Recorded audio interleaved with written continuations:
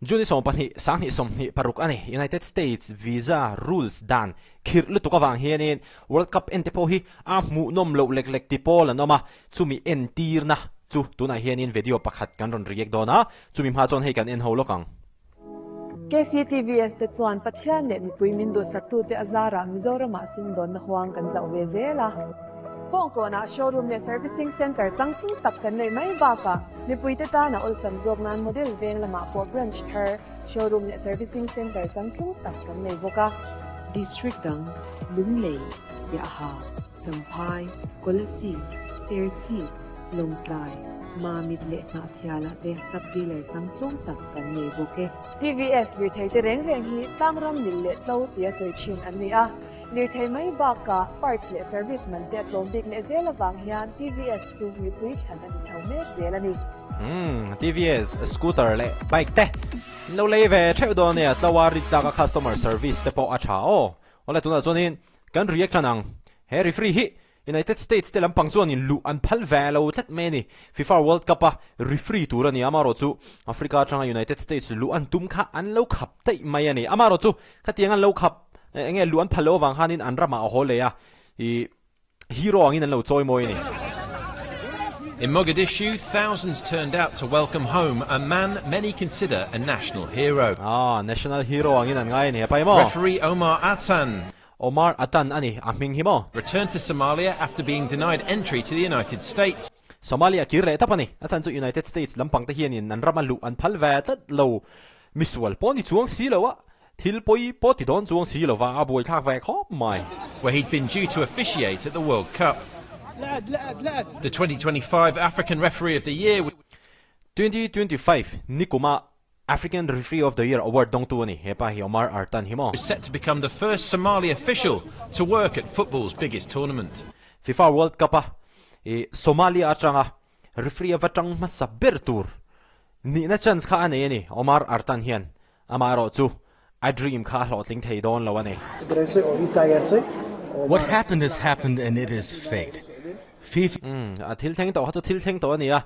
ke ni dan thei po ani lawa has supported me well. And FIFA lampang hi chuan in min support thak hop mai ati ani they have been following my journey closely up till now.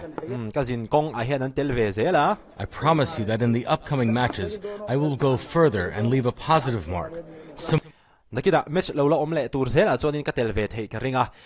nu ma thatak ka nu chia thein ka in ring ka in bei sei tla ani ti ani Somalia is ours, whether things are good or bad. Somali hi kan ta ani ya thil a thai mo a thalo mo I want to tell our youth not to lose hope in our country. kan ram thalai te hi beidong mai lo turin ka hril du ani ti ani That flag is ours. The decision has sparked anger and disappointment across Somalia. Somalia ram mi puite chu US thutluk na awang khanin an lungoi lowin an thin rim hlea an lungoi lo zia te po han lan tir ve ani Somalia chawani lowa Trump pa horim hrimte Democrats te tin United States aram anga eilo hrimte ngei hrimte po hianin United States sa tiang he miram an be boka an yun do boka Iran an be reng boka an vo boka ati lai khan an rama Iran football team engma in nam noi mi lo tur te po tiang hanin an rama lu te po an ti khir saka in khelni chawin lu an phal saka in khelni an in khel zo vela an US ram tho chua san le turan ne kha tiang hanin United States te hian in World Cup boruak hi kong engmon ti zong tak chuanin ati chiani FIFA World Cup 2026 thleng turam pakhat kha ani ve mai boxia antia an soisel na sa ani At this Mogadishu football match, players and supporters displayed photographs of Artan. Hi Somalia football match pakhat ania Hmar Artan an transi alan tirnan hetiang hianin fans tele in khel football player te chuanin an entir an tiang hianin thalaki an kenglang ani Condemn the move. My brother, Hmar Artan, you Hmar Artan are a good referee. Referee thatak ini I encourage you not to lose hope. beidong mi suang che Life brings many challenges. nuna hianin nuna ring nuna hrim hianin har sana tam ta kan tok thina It would have been the first time he was participating in the World Cup. FIFA World Cup a Somalia tanga atel ma saber theiturania We are saddened by the way he was discriminated against, and we anni ngai dana hi chuanin engei discriminated ti haron mangta omje chu United States te hianin Somalia tanga hatinga han referee ve tur kha an lo musitin an lo bias le ani mo kating zo hanin an lo soite strongly condemn this act. He is a well-known football referee. Entinan ti hian hanin ngai to ve tawla khoimoni Delhi a khwanin match pakhat omta se hey Delhi match pakhat omta se Mizoram atangin tribal referee tur hi zukal tumta se phal si lo se Mizoram mi puite zukan thinrim viu mai thei ani khatiang kha anma ni Somalia mi puite ho ngai dan tur kha ani ve ani kan fi thiam theinan ol samjokin mo chu wa chuanin keini chuanin a ho kan lo ti pui mai theia ma se ram pakhat ve me represent tur Somalia ai o avoi khana FIFA World Cup referee tur ni nan soya hei hi United States lampang hianin lu an lo phal sak lo that mai ne Across Africa and Asia. lu an phal sak lo chan kha a visa vela thil fel lo de om tiang zong hanin report ania But has been sent back from the US, which we consider to be discrimination. United States chuanin an lo discriminate ni an ti ani ti chuanin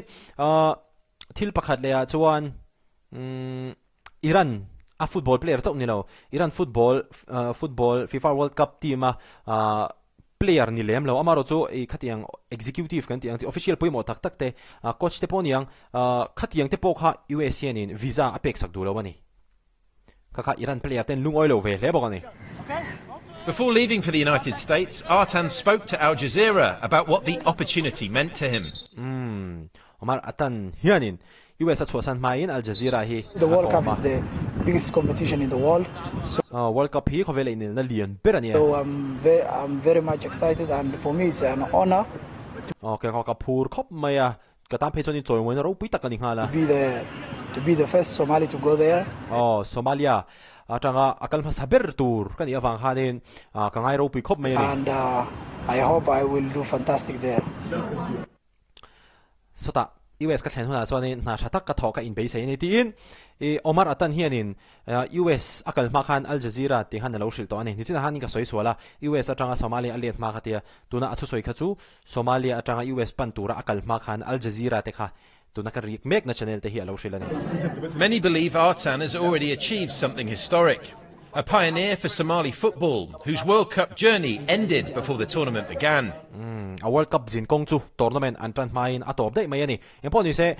Omar Artan hi a khong ai thak ang reng khop maya ama se khatiang ani rol khan mi tam tak chuani thil ropui tak achieve to ani Somalia thalai te tanin kong